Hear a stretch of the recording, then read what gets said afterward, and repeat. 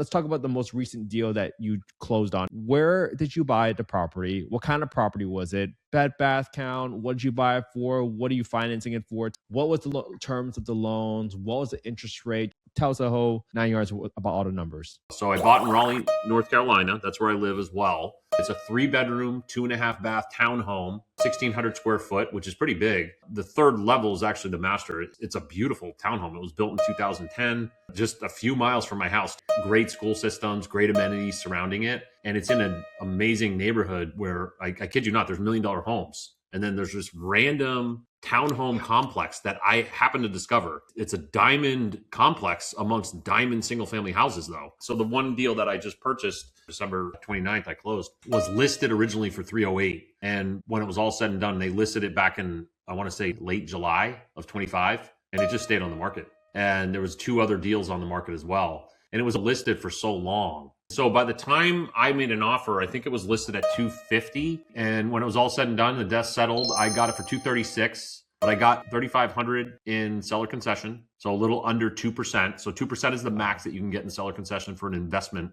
property. If it's your primary, I want to say you can get 4%. So this deal was 6.5%. I had to do a DSCR, a debt service coverage ratio loan. So it's 6.5, 30-year fixed term. It's 25% down. The rent I ended up collecting on it is $18.97. And that's only because I elected to go with a really good applicant that had a 2-bedroom voucher, even though it's a 3-bedroom unit. And I really wanted to help her out. She was in a tough bind. She really had to find a place. She was about to go homeless too. The monthly HOA is $210. So the appraisal was an out-of-pocket expense. My appraisal is $725.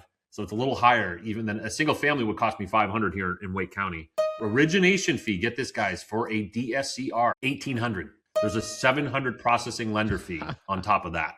And then, yes, of course, you have all the other standard recording fee, state tax stamp, condo questionnaire fee, which is $400, title fees, $695, inspection, which was $464 for me, prepaid taxes, prepaid insurance, all that stuff. So when the dust settles and I add all that stuff up, sum total of $4,884. When I also deduct the seller concession, $3,500. Total monthly mortgage is $1,118.76. Total monthly cost is $1,564. That includes taxes, insurance, HOA, vacancy costs, monthly maintenance that I account for as well. I'm looking at $1,564.66. And yeah, so the deal penciled out pretty good. The bigger picture for me, though, is the long-term appreciation that will happen in this area, but also the ease of renting this out. This rented out in no time. I put my ad up, I put a few pictures up, and I had tenants just lined up. So not a stellar deal though. I'm going to be honest, right? It's like 6.25 cash on cash. One of my lowest cash on cash return deals ever. My rent is $1,897 because I elected to go with the 2-bedroom voucher holder. If I went with the 3-bedroom, it's $2,050. I already have somebody lined up for that. So I already know that it's $2,050. I could have done that. I just chose not to. And now my next deal is way more bigger return. It's almost double. It's about 11% cash on cash. All right, welcome to another episode of Affordable Housing and Real Estate Investing. Guys, we got a 5-peat on this podcast from Mike Caggiano from Section 8 Secrets. And I've been friends with Mike for quite some time, and I've been able to keep up with him and all his new endeavors, all his new investments. And in a time when you saw interest rates going through the roof, I'm like, what's Mike doing? What's he up to? And he's still closing deals, and he just closed on one, I think another one today. So Mike, welcome back to the podcast. How are you doing today, man? Can't love the energy. Yeah, I can't believe it's 5 times, but it's always fun. I'm doing good, man. I hope you're doing well. Man, I am super pumped for this podcast. I just knew that people must be wondering, like, where do I buy? Is it still a good time to buy? What are successful people doing? Because it seems like everyone has been sort of paralyzed. So let's get right into it, man. Like, I know you just closed some deals. Tell us about maybe 1 or 2 of the deals that you closed recently, how it went, and where are you buying still? Yeah, Kent. No, I love it, man. Yeah. Back step to what you said too. Like, people are kind of paralyzed, right? And it's totally accurate too. It's like they think the economy's crashing. It's all these predictions, and it's all this kind of timing of interest rates or timing of prices or timing of the stock market crash. I'm going to take my money out. I'm going to wait for the gold to go all the way up, and I think it is. So I'm taking my money out. I hear all these things. It's funny because I talk to, plenty of friends too that are, some are making things happen, others are kind of wallflowers, right? And they're still speculating. But I've always said, I don't really time anything. And if you have a model that's been tried, true, and tested, or even one that you just believe in, that you've spent enough time on and you feel confident, you've underwritten enough deals or whatever you're doing in your model to just take the first leap and buy and then see what happens. You're going to learn. You accelerate your learning tenfold by just getting in the game. You're not going to go bankrupt. You're not going to go to jail. You might have a few trials and tribulations, but get in the game. Get in the game, man. So yeah, I haven't stopped in the game and adding to my game basically. And yeah, so I closed on, so this is funny, Kent. Yeah, last time you talked about scheduling this, I was supposed to be closing today and it got pushed. This was a learning experience. It got pushed to Monday and I'm actually still waiting on the clear to close. So I know how much money I got to wire and when I got to wire it and where I got to wire it. So I'm waiting on that on this deal, but it's a great deal. It's in Raleigh. So to answer that question, yeah, I'm buying. I tell you what, man, I could still buy in Greensboro. The three areas that I buy, because I advocate buying in pockets, buying in regions and being market agnostic. But when you do find that market, try to buy a cluster in that area. If you vetted out the area, you vetted out the amenities, you vetted out the HOAs, the finances, the economy there is strong. Don't just buy one. If you went through all that diligence to determine that area, buy a few of them because now you also have your resources there. You have your plumber, your handyman, your lending agency, your insurance and stuff. So buy in clusters, buy in pockets. And that's what I've been doing. And I've kind of resorted back to Raleigh now, North Carolina, which is where I live, because the market has gotten good for here. So that's what's nice too. It's like the Northeast is a different region. So it has a different geographic and real estate market. And then Greensboro was a little different too for me. And now suddenly Wake County, the county that Raleigh's in, has become appealing again from a numbers perspective, from a cash on cash perspective, and total spend perspective as well, because it really soared fast, like crazy amount in about 6-7 years. Wow. I mean, so much progress. I mean, I kind of just love hearing about how you've kind of bounced, not really bounced, but you've pretty much stayed consistent to the markets that you have found based on the research that you found. And there are people listening today that might be listening to you for the first time, right, Mike? Can you remind people why do you invest in HOAs, right? Why do you invest in condos? Because there's some people out there that be like, why are they investing in condos? Like, what if you get a big assessment and boom, now all of a sudden you're in the red? So I've heard those objections before from people that are questionable about investing in HOAs and condos. So can you give us a refresher? Why do you specialize in HOAs and condos and townhomes? Yeah, for sure. I don't know. I mean, it is just kind of a myth, honestly. It's similar to Section 8 tenants, Housing Choice Voucher tenants, too. It is just that, though. And what I mean is having an HOA, buying in condos and townhome complexes. And yeah, to recap, some of the other stuff that we've talked about in the past really quick is what comes with an HOA and also what is eliminated. So the easier thing is I start with what exactly is eliminated versus a single family home. So when you compare the two, so a townhome and a condo, I kind of put very similar. There's a little bit more of an advantage, if you ask me too, when you look at condo from a land perspective, because really I don't make money on the land, but we won't go down that road. But ultimately, they're about the same. And what they don't have is I don't deal with driveways, right? There's so much stuff. I don't deal with sidewalks. I don't deal with septic tanks. I don't deal with roofs. I don't deal with fences. I don't deal with shrubs. The list is a massive list. Windows, siding, gutters. I don't have those issues. I don't have any sort of deck and porches on any of my condo or townhomes. So I don't have that. I don't have foundational concerns, structural concerns. It's basically what you would call a walls in only is my concern. So anything walls out, studs out is outside of my concern, which in some communities even includes the plumbing. Now that was new to me, but my complex that I own or that I have several units in Greensboro, if there's a plumbing issue, meaning if the drain is slow or if there is a leak in the ceiling, it's actually on the building management, the HOA, to sort that out. So if it was a refrigerator leak, though, if the ice maker was leaking, it's now on me. But if it's the plumbing, which is 9 times out of 10, usually, guys, it is plumbing. It's a P-trap. It's some sort of maybe a crack in a PVC pipe or something, and there's some leak going on. So with that said, that's part of it.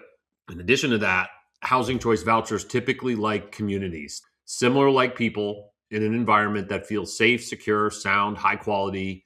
They appreciate safe hallways. They appreciate doors that lock behind them. They appreciate having a hallway with another lock door as well. Intercom systems, they appreciate that. They appreciate lit up parking lots, camera parking lots, other people that just makes them feel safe. And let's be honest, guys, right? Like the majority of us that invest in Section 8, it's likely a female. It's likely a single female.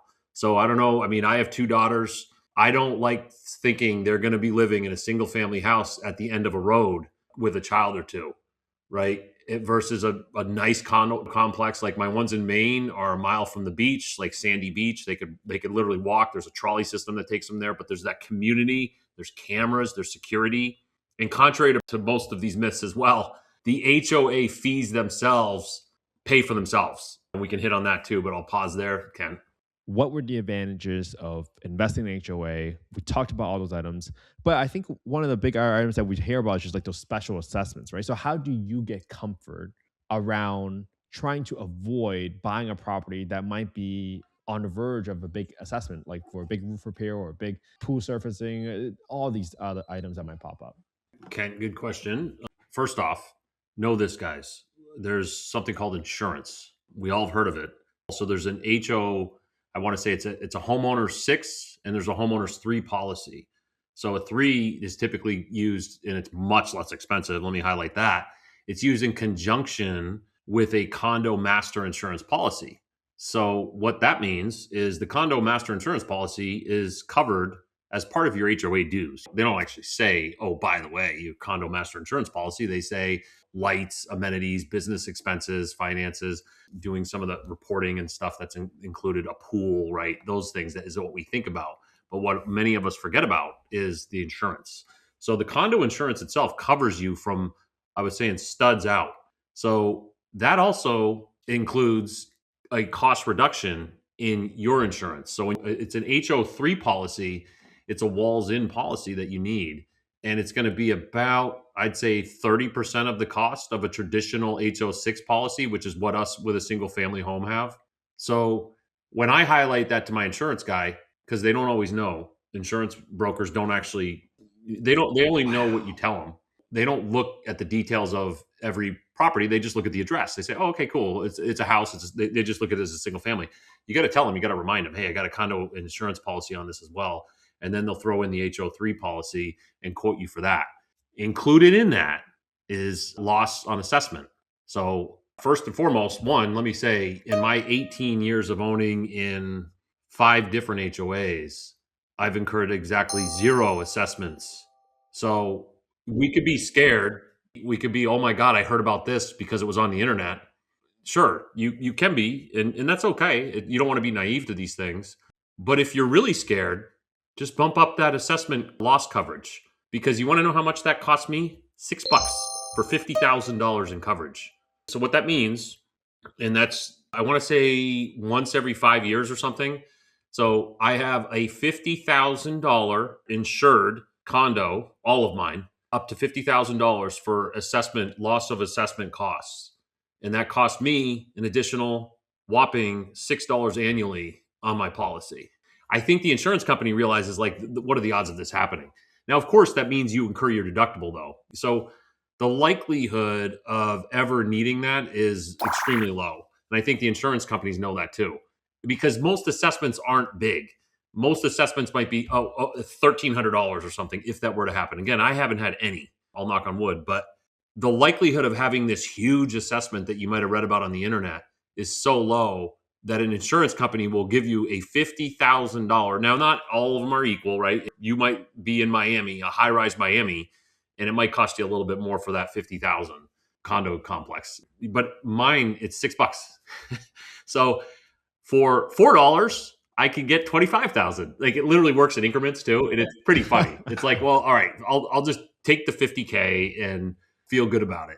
So that's how I would bypass or mitigate my concern, or pretty much, I should say, eliminate any concern for an assessment, is make sure you have the right policy. Look at your policy. And then one might say, well, wait, that sounds fancy. Like, so it's $6. That doesn't sound fancy, right? But it's an HO3 policy which is a walls in insurance policy.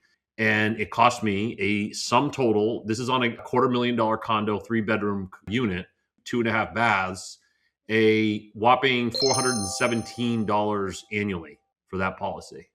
Wow, way cheaper than my single family home rental. That just Yeah, saying. And I would like to call out that this is a perfect example of people that might be paralyzed with fear, but if you're able to assign a number to that fear, now it just becomes math. It just becomes an equation for you to decide, hey, here's the risk that I keep hearing about on the internet, but in reality, what does that translate to on an annual premium basis or a monthly premium basis? And am I comfortable with that additional risk being taken on either by myself in the form of an insurance premium payment, or maybe I self-insure that risk where it's like, hey, chances of this happening after listening to Mike's podcast that he hasn't had one for 16, 18 years. I mean, that's all part of your diligence it process, is. right? Yeah. So, Mike, I think I want to talk quickly before our audio was going in and out a little bit, but can you remind us, like, why do you invest in HOAs instead of single family homes? Let's kind of hit on some of the major points Yeah, here. sure. Kent, not a problem. Yeah, it starts actually with the tenant. I want to ensure and understand it's almost like a lure. Like, where are you fishing, right? I might use a jitterbug. I might use a real worm. I might use a plastic worm, you know? And the point is, I'm fishing with housing choice voucher holders. I'm looking for them. Like, what makes them happy? Safe, reliable, community environment, nice amenities surrounding it, security, and likely neighborly, right? Most of my tenants wouldn't feel as safe. Maybe this is my assumption, but if they were living at the end of a road, a dark road in a single family house. So that's number one. Like, I'm looking at the tenant. Now I look at it and it's funny, like, because you're doing the right thing, don't always expect, is it worth it? But in this case, it's an interesting perspective. It is worth it. And what I mean is you do the right thing there for the tenant. You give them a really nice complex to live in that's safe, sound, and high quality. But then you're also benefiting from a cost perspective. And what I mean is it mitigates by buying in a condo, townhome complex, an HOA complex, and not a single family. You've eliminated, I'll start on the outside, right? And I list these things: driveways, sidewalks, grass, shrubs, trees, lighting, fences, roofs, windows, siding, septic tanks, spigots, foundations, sewers, decking, exterior stairs. What I'm listing here, guys, is branches, cutting back branches. These are all things that condos and townhomes, about 98% of them, all those things I just listed are covered. They're covered by the HOA. They're covered by the master insurance policy as well. They maintain those things. There's a parking lot that they maintain. They paint the lines. They ensure it's clear of snow if you're in the north, like my units in Maine are. They ensure the mailbox is available and it's taken care of and packages aren't stolen. They ensure there's lighting out there, there's cameras out there, there's security out there. And sure, it comes at a cost, but let's be realistic, guys. Like, how much is that cost of all those things I just listed if it was just on you in a single family where you didn't have the HOA, you didn't have a group of people pooling money together, monthly HOA, that are offsetting all those big ticket items that you actually have no concern over now because there's no real curveball thrown at you. There's no surprises with an HOA. And then on top of that, most HOAs, and like I said, the condo master insurance policy is offsetting some costs. So suddenly my insurance goes from what would be about $1,300, call it, drops in the one particular example I was just giving you guys to $417. So I save almost $1,000 right there. So divide that out. And then it might cover water. So if we're renting to a Section 8 person, I should get like $68 for water now because it's included. So now you keep knocking off, and I'll be honest, so the total HOA is $210 a month. And so now I'm already down to like maybe $100. We could offset that even more now. And then you talk about neighborly people, a safe environment. They have hallways, secure doors. They have children, right? And I'll be honest, all my tenants happen to be single moms with 2 or 3 kids. And so when they have a secured door to get into their facility, and then they have a hallway and another secured door, that they feel good about that. And they have exterior cameras. We have lighting. That's all the stuff that comes with the HOA. Oh, by the way, there's a pool, there's tennis courts, there's a gym. Oh, and if they golf, they can go out and golf too. So, Wow. I mean, those are just like huge benefits right then and there.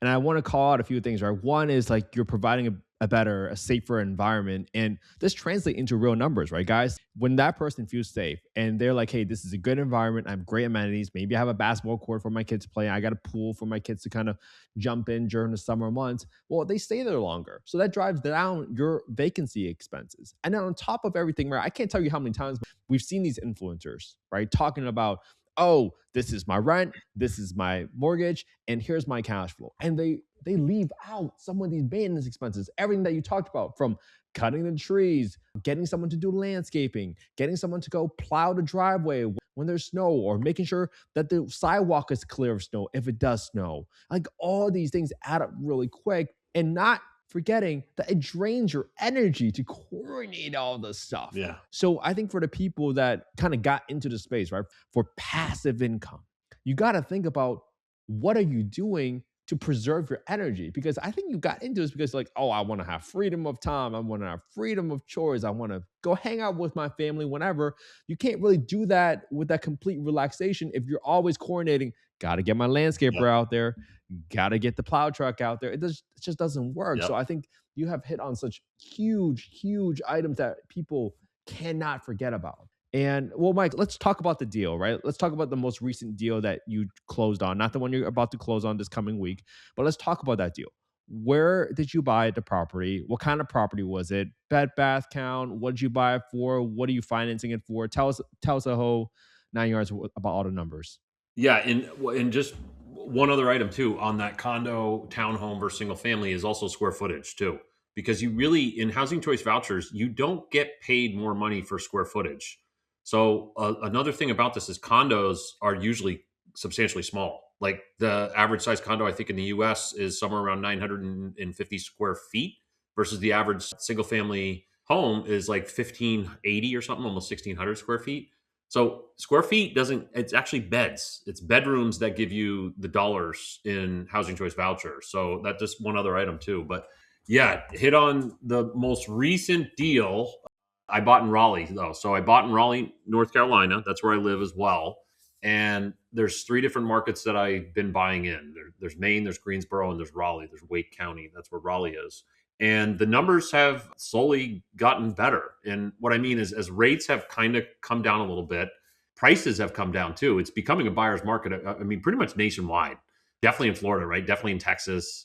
There's certain geographies. I want to say through research, and I read a lot on Resi Club and other podcasts and whatnot, I want to say there's about 500 different real estate geographic markets. And being in the Southeast here, we're in a market, as is Florida's in its separate market. But yeah, our market's been slowing down, and many markets have been slowing down across all geographies though. And it just became more appealing though, because rents really haven't. Rents have slowed down going up, but they haven't gone down. So as they've slowly gone up and prices have slowly kind of gone down, they've slowed down, certainly appreciating. It became appealing for me to buy here in my backyard. And so that's what I did. It's a 3-bedroom, 2.5-bath townhome, 1,600 square foot, which is pretty big. The third level is actually the master. It's a beautiful townhome. It was built in 2010. Really nice. It's just a few miles from my house too. That's what blew me away. And great school systems, great amenities surrounding it. And it's in an amazing neighborhood where I kid you not, there's $1 million homes. And then there's this random townhome complex that I happened to discover off one of this road. And it's a diamond complex amongst diamond single family houses though. And that was where it was like, oh, this is crazy. I don't normally target like $250,000 price acquisition cost. I think my average is maybe, honestly, it's like 150 out of all my units. And now these are a little higher though, but they've come down too. They've overpriced them. And I think they've started to realize that. The sellers have realized that. So the one deal that I just purchased at the end of December 29th, I closed, was listed originally for 308. And when it was all said and done, they listed it back in, I want to say late July of 25. And it just stayed on the market. It was just vacant on the market. And there was 2 other deals on the market as well.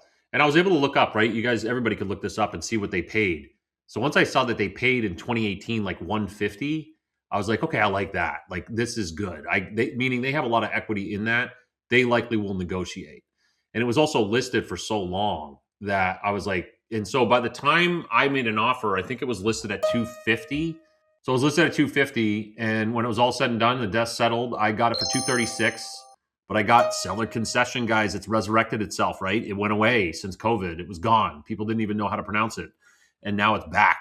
And I also got some escrow on repair stuff. I got both of those things. So yeah, so I got 3,500 in seller concession.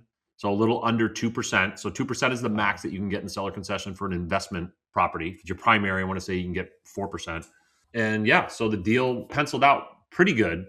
And then the bigger picture for me, though, is the long-term appreciation that will happen in this area, but also the ease of renting this out. This rented out in no time. I put my ad up, I put a few pictures up, and I had tenants just lined up. So one of the things that Section 8 Secrets and what I leverage is my application process. And so I had nothing but rock star tenants that I whittled down pretty quick to just 3 people. And in fact, I loved all 3 of them enough that I was like, you know what, I'm going to buy another one. And so the one that I close on Monday, I already have collected security deposit.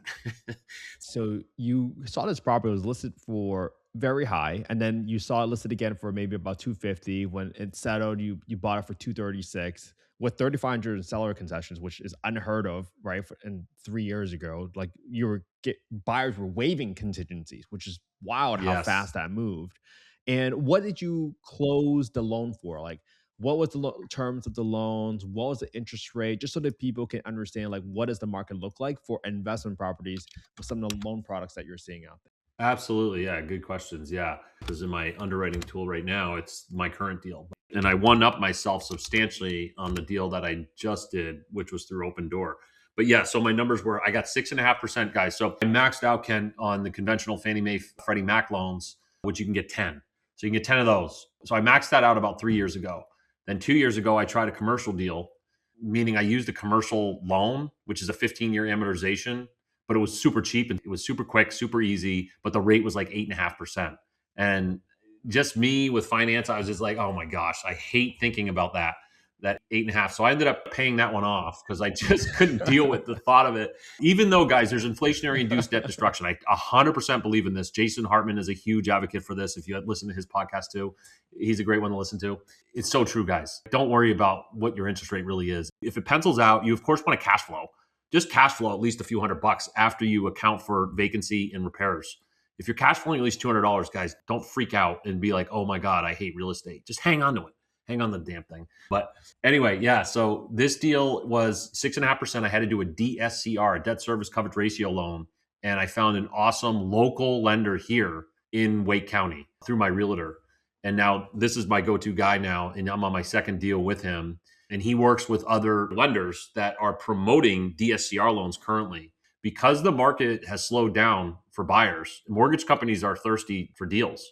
So they found the banks that do DSCR wanted to promote DSCR. So currently, you're going to get a better rate depending on who you go to. But I should preface that. But my rate that I'm getting, like on my current deal, is 6.375. I'm getting 6.375. Whoa, that's really pretty good. darn good for right now, considering a conventional. They quoted me at conventional at 6.5. That is a very small difference between a conventional 6.5 and a DSCR investment loan at 6.375%. Now, for those two deals, right? The first one, a 6.5% that you closed in December. Were there any origination points as part of that loan? So 6.5%, was it a 75% LTV? Yeah, Fred, I just plugged it in the system. So it's 6.5, 30-year fixed term. It's 25% down. The rent I ended up collecting on it is $18.97. And that's only because I elected to go with a really good applicant that had a 2-bedroom voucher, even though it's a 3-bedroom unit. I don't advise this necessarily, but in my case, it was already cash flowing enough. And this tenant seemed awesome. And I really wanted to help her out. She was in a tough bind. She really had to find a place. She was about to go homeless too. You could do some good deeds in here too and still make money. This is what I say. That it's kind of a win-win-win where the government wins, you win, and they win. And then there's this intrinsicness that it feels good as well, like intrinsically as well. So anyway, helped her out. The monthly HOA is $210 if you want to plug all these numbers in. And yeah, so the appraisal was an out-of-pocket expense. But just so you guys know too, townhomes and condos cost more for appraisals. But it also depends on your region. I'm sure an appraisal in California is probably it might be $2,500. You probably got to get a HELOC out just for your appraisal. But anyway, my appraisal is 725, so it's a little higher even than a single family would cost me 500 here in Wake County. And I don't really know why. They say they have to do a little more work or something. Origination fee, get this, guys, for a DSCR. So my understanding too, and if you Copilot, ChatGPT, or whatever, it'll likely tell you they're higher in fees. In my research, which includes 7 different quotes, guys, across the nation, I was close to this company out in San Diego, actually, Kent, your way.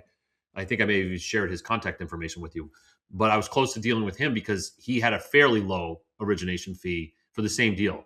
And I'll be honest, it was $3,000, and I felt pretty good about that. But then my realtor, I asked her about, hey, do you have anybody local? I'd be interested in local because maybe I can meet up with the guy, talk to the guy. Well, I didn't even need to meet up with the guy, and he just provided me a quote, and I showed him the current quote I had. He goes, Mike, I can absolutely beat that. So his number, $1,800. That's the same fee for conventional lending. It was $1,800. There's a $700 processing lender fee on top of that. So it's $1,800 plus the processing lender. So, and then yes, of course, you have all the other standard recording fee, state tax stamp, condo questionnaire fee, which is $400, title fees $695, inspection, which is $464 for me, prepaid taxes, prepaid insurance, all that stuff, and then $3,500 seller concession. So when the dust settles and I add all that stuff up, so that totaled sum total of $4,884. When I also deduct the seller concession, wow, $3,500. Right. Yeah. So guys, that's something I always say too. When great negotiation. Yeah. For quick math too, for the listeners, if you got a fair deal going on and when you want to just pencil something out on paper, you do, of course, the 1% rule, which we've all heard of, which means rent to value ratio is 1%. If it's $100,000, you should be getting about $1,000 in rent. Another quick rule of thumb that will just help you pencil something out when you're looking at it, when you're driving by. So you do enough of these underwritings, you're going to know what's decent, what's worth another 5 minutes of my life, what's like, hell no, I'm going to move on. I'm not even excited. $5,000, guys. Just plan on $5,000 on top of whatever the down payment is. So back to that $100,000 deal, if you were going to do 20% down, that's $20,000. Add another 5. What's the 5 for? Everything I just read. Appraisal, origination, processing, recording fee, title fees, inspection, prepaid insurance, prepaid taxes. Just throw down $5,000. Now, of course, you could say, well, Mike, doesn't, as the loan gets bigger, it does. But guys, this is just quick math, $5,000. Do $5,000. And now you know, $25,000. Is it worth my time? It might be. Plug it in your underwriting tool. So not a stellar deal though. I'm going to be honest, right? It's like 6.25 cash on cash. If you plug it in your underwriting tool, I'm looking at 6.25 only. One of my lowest cash on cash return deals ever. But what was your monthly mortgage payment, your PITI? Yep. So total monthly mortgage is $1,118.76. Total monthly cost is $1,564. That includes taxes, insurance, HOA, vacancy costs, monthly maintenance that I account for as well.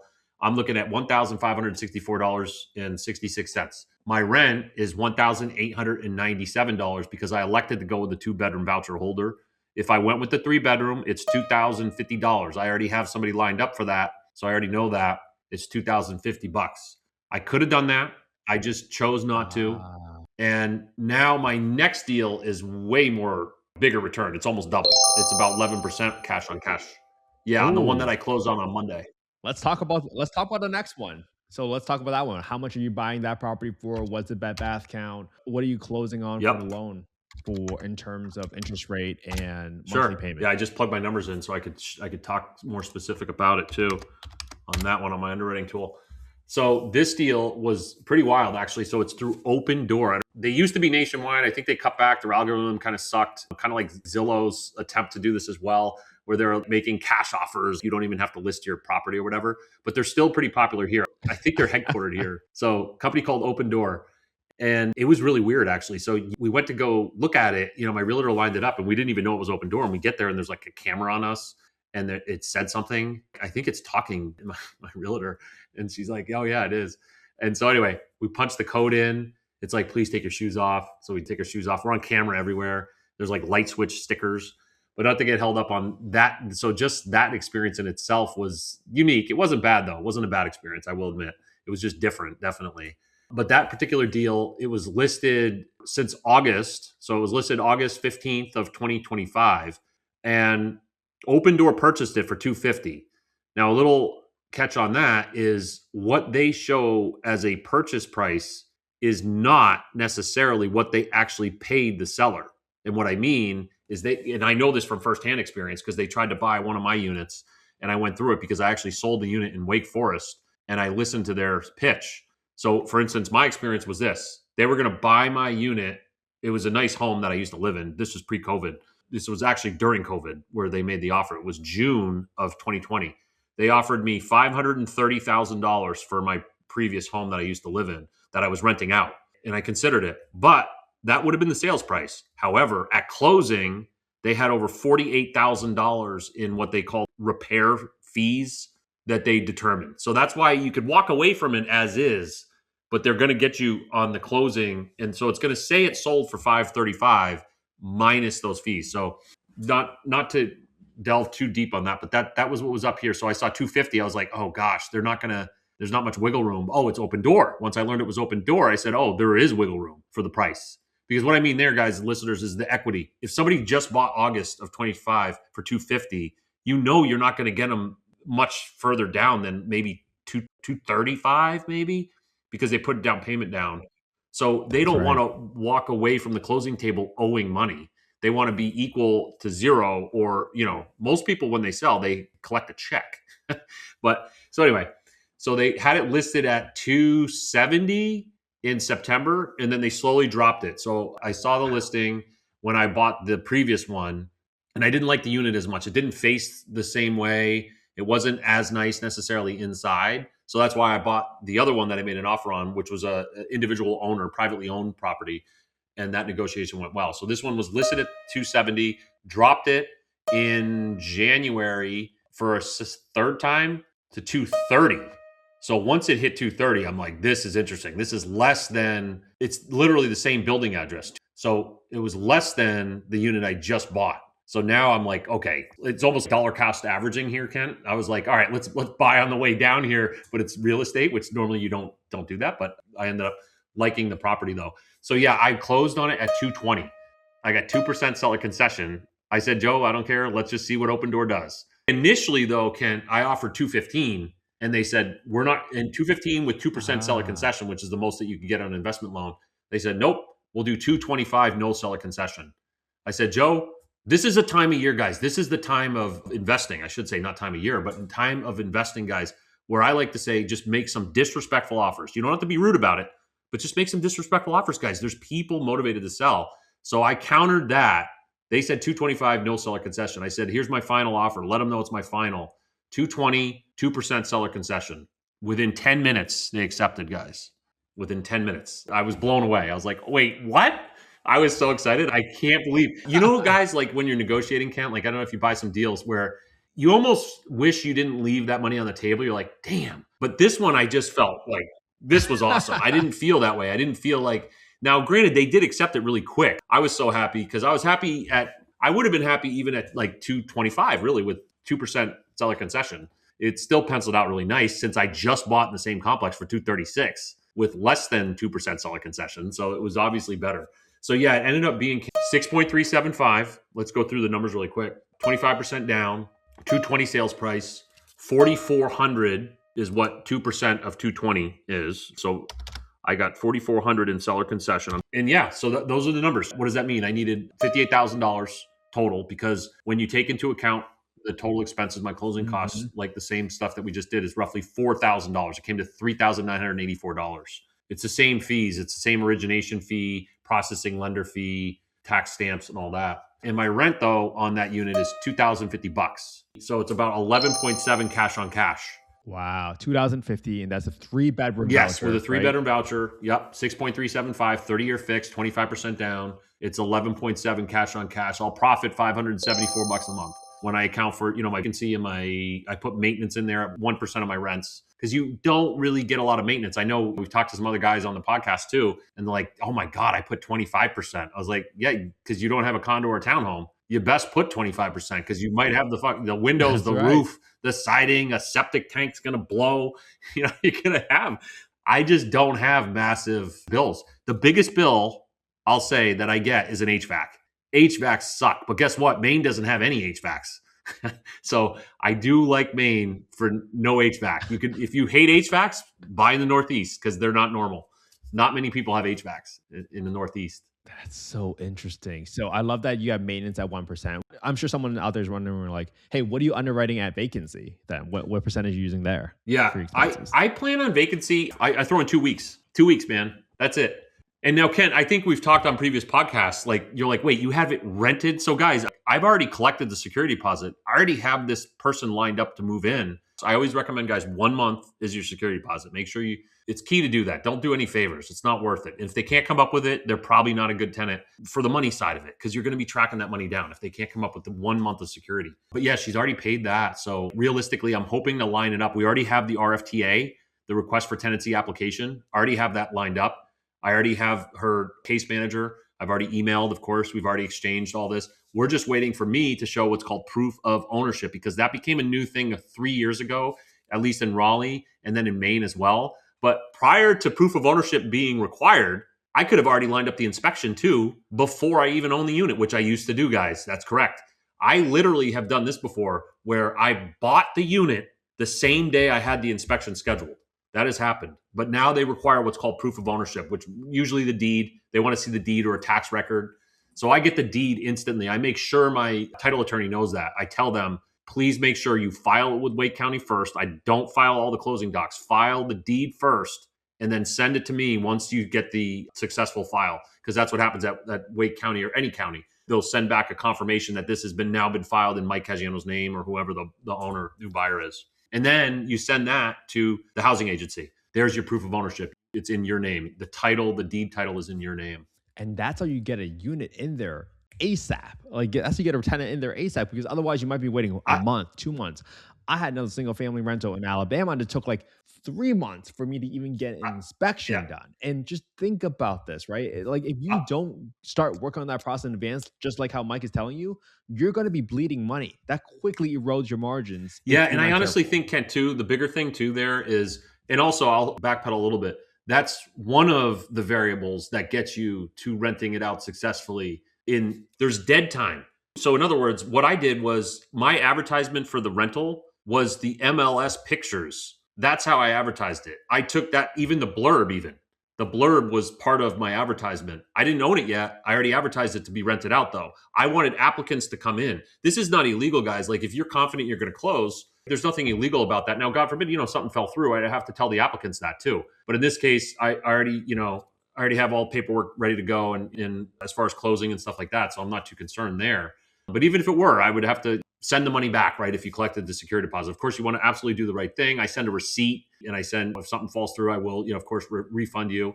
And I'll be transparent too and upfront and honest, like tell them I don't own a unit yet. And I even told the housing agency that very thing as well. So it feels pretty good to just be honest the whole time, guys, but you can do these things. So yeah, I had a bunch of applicants for that complex before I even owned it. And then I weeded them out and I showed them one of my units, they wanted to see, and I just showed them the unit that I already owned in that complex even. And yeah, that's how you can do that pretty easily, guys. It's not hard. Wow. And how about the inspection process, Mike? So what has been your experience working with the Raleigh or Wake County Housing Authority? And are they pretty responsive? Do they get inspections done really quick? Tell us a little bit more about your experience. Yeah, good question, Ken. So not all public housing inspection home quality inspectors are equal, meaning in their processes and their systematic approaches. Raleigh's very good. Maine housing's very good. Greensboro housing needs serious improvement, meaning they're not super responsive. But here in Wake County, phenomenal. Very responsive, very good turnaround. And they do take into account what is the move-in date. So they'll look at the RFTA, because how this works, guys, is you complete your RFTA packet and submit it in. On the RFTA packet, there's a target move-in date. They do consider how near in the future is that target move-in date. Meaning, if I submitted it today and the target move-in date was April 1, they're not going to push to get that inspection next week. So I'm impressed though. They actually, Raleigh Housing actually looks at that date and they're like, whoa, okay, I see. I don't want that person to go homeless. Like their move out, their 30-day letter to vacate expires, call it next week on the 6th or something. Let's try to get that inspection scheduled for the 5th then. They're pretty solid there. So it's not just you. Of course, you as a landlord want the inspection to happen as soon as possible. But let's be honest too, guys, you got to make sure utilities are on. You don't want it necessarily the same day. In my case, the one that I did do the same day, I had already switched everything over. This was a off-market sale. That was the bill guy. If you remember, I had him changing out the GFCI. Like before I even owned it, he ripped out the dishwasher and put in shelving. If you guys get systematic and you get good, personable, and rapport with sellers, you could get them doing a lot of stuff for you before you even own it. So that way your dead time of when you own and when you're like, oh my God, I got to get this rented out is almost zero. And that way you don't make bad choices with bad tenants, because that's one of the worst things, guys, that, you know, you're getting in the game and you get that unit. You're like, oh my God, I got the unit. This is awesome. Let's celebrate. Like, this is incredible. I'm in the game. Well, don't rush now to get a tenant though. Hopefully you already did stuff in parallel to get the tenant. And that's what I always say in Section 8 Secrets. Yes. Do things systematically so there's no dead time, because there's a lot of dead time, guys, right? When you're submitting all your loan crap, you got to wait. You got to hear back. Oh, I need a new pay stub. Oh, I need your tax record for this property. I want to see proof of payment. This is weeks, guys. This isn't days or hours. This is weeks going by. Well, during those weeks, start lining up tenants. Start lining that up so you're not stressed when you buy it and you're like, oh my God, I have a vacant unit. I'm going to owe a mortgage on this. What am I going to do? It's like, don't panic. Have some, stress-free. Well, Mike, let's talk about that process, right? So I love that you kind of just shared two deals with us, right? Real numbers, real life examples, and you just talked about that process. Sometimes I want to make sure we can share that sequence with folks, right, as they're listening.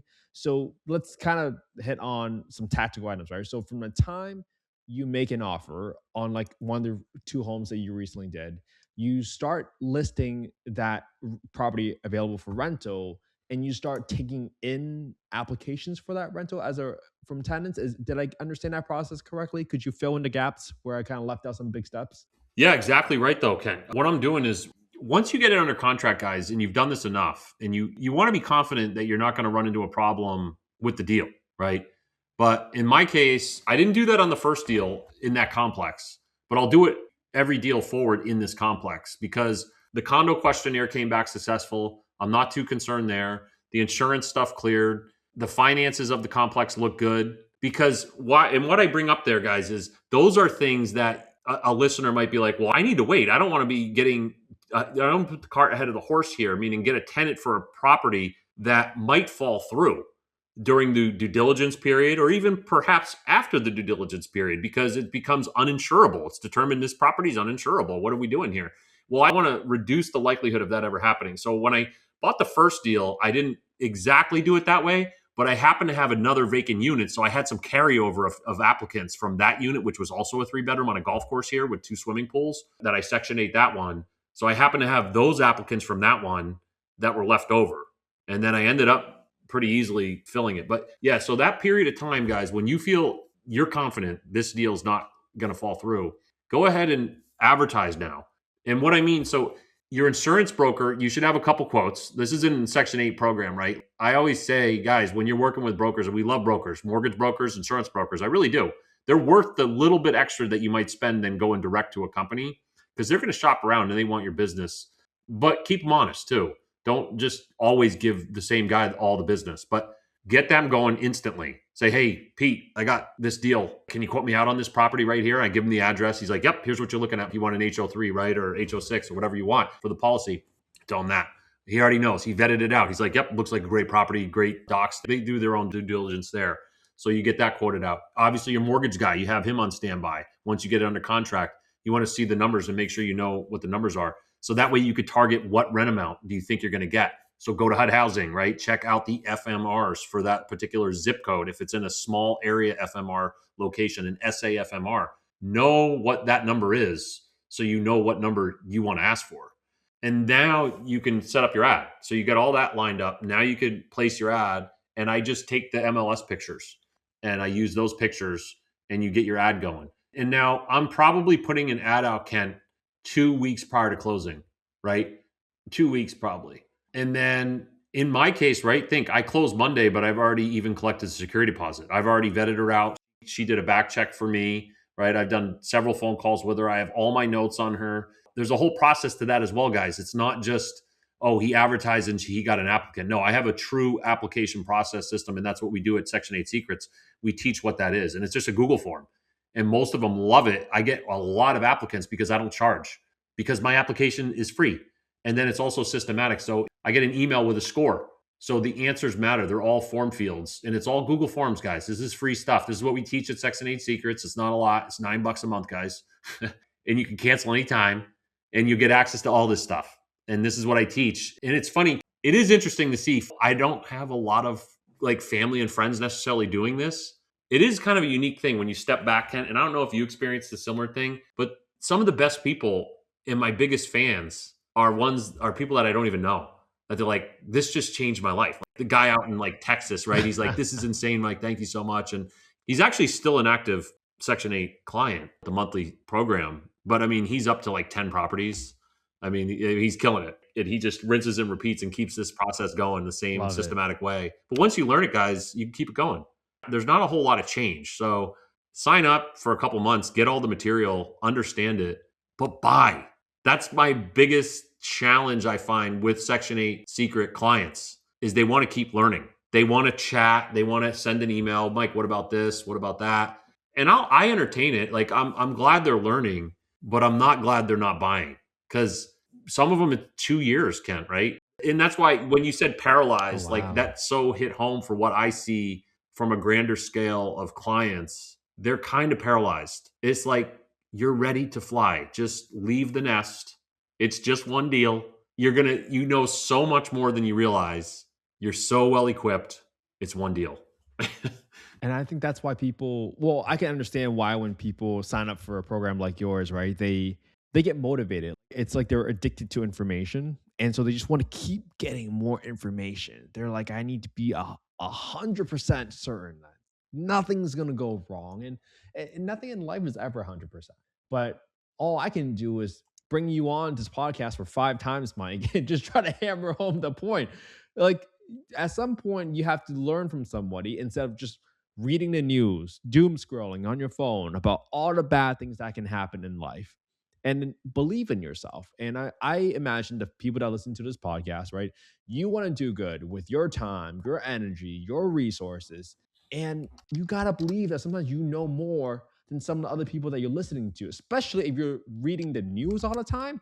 They're just reading off a teleprompter. They barely know how to finance or analyze a deal. So these are all the points I really wanted to hit home with you today, Mike, which was one, why condos, right? Because if you read out there, or you talk to your friend from high school, they'd be like, oh no, we hate HOAs. They have all these rules and blah, blah, blah. But we just debunked all those myths, right? And we lowered all the operating costs because we can shift some of that risk to the monthly HOA payment. And it's like all these things matter. And I really hope people can feel inspired today, listening to you, someone that's still out there buying deals, that it's still able to find a deal. It might not be a slam dunk, grand slam, full burr, but these are the base hits that you have to start taking even when things look really scary out there.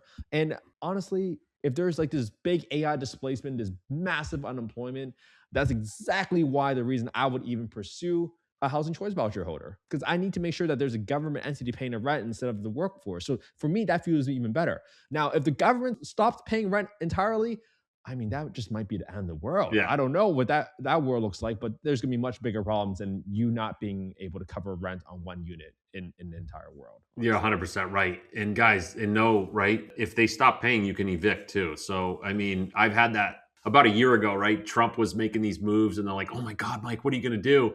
I'm like, I'm going to continue collecting rent. And then if something happens, these can be rented as private market as well. There's no requirement that says I have to keep my non-paying Section 8 tenant here. So it is funny though that people get concerned there on that topic. Yeah, it's just crazy, man. All right, Mike. Hey, this has been such a wonderful conversation. I love having you on. More importantly, it's just refreshing to have a perspective on that from people that are still out there, that's still buying. I hope people reach out to you, learn more about your program on section8secrets.com. But hey, if people want to find out more about you, or they want to reach out to you and find out more about your program, where can they go? How to get in touch with you, man? Yeah, just go to the website in the lower left corner there, section8secrets.com, and check us out. There's some free stuff right there on the site itself. And then there's inquiry spot where you could just inquire about, you want some additional information. It's $9 a month, guys. You can cancel anytime. We have plenty of clients in there just floating around. They're learning. And then you get the guide as well. I want to say it's like a 110-page guide that I had written a couple years ago. And I make some subtle updates on it, but it's also good for non-Section 8 investing too. The guide itself is applicable regardless of the tenant type, whether it's private market, executive, or a housing choice voucher holder. The only specifics that are around Section 8 really is it defines what is Section 8. It defines selecting properties that are specifically successful from my experience in the Section 8 program. They're HOAs ones. HOA are good for housing choice voucher holders. HOAs, condos, townhomes are very good for that. But they're also very good for private market. And we explain that in there as well. But then it talks about some good things, how to obtain financing, what my tenant application process is, what are the form fields and scoring systems that I've come to determine. How do you successfully pass a home quality inspection? What are those key things to look at? I do even talk about takeaways for home inspections. We talk about that, what things to ask the inspector, what things are key to dive deeper into and can reconsider. Typically, it's infiltration of water, right? We want to look at that. We want to look at plumbing. We want to look at electrical. Property management, LLCs versus managing it on your own. Self-management is what I chose to do, and I continue to do it that way. And there's ways to mitigate the risk and still control your asset management. We talk about that in there. And then the last one we talk about is refining and the power of compounding. And how do you actually leverage a few deals to get a few more deals to then get 10 more deals? And that's where it can really perpetuate your growth in a much more, I would say, unrealistic way, because you're going to get to a point where you're like, oh, I didn't realize I could do it that way. But then you don't want to bite off too much either. So we talk about that. Like, you don't need a 10 unit right off the bat, guys. No, single family, despite what you see on social media, like Kent, like you were saying, don't reinvent the wheel, guys. Start small. You haven't started at all. Most of the listeners, right? Let's think about that, guys. You might be 30 years old, 35 years old. You've bought 0 units in 35 years. Why do you need to buy on your 36th year of life? Why do you need to buy 5? You don't. Buy 1. Buy 1 and accelerate your learning. And then buy 10. If you think you figured out 1, then buy 10. I always say that they'll start really small. Like you said, a base hit. I love that analogy. Just hit a base hit. You don't need a home run. You certainly don't need a grand slam and buy a 10-plex. And now you're overwhelmed. You have to find 10 tenants. Oh, but I inherited tenants. Yeah, okay. We talk about that. We talk about the challenges of inheriting tenants. But the seller said the tenant was amazing, Ken. They pay ahead of time.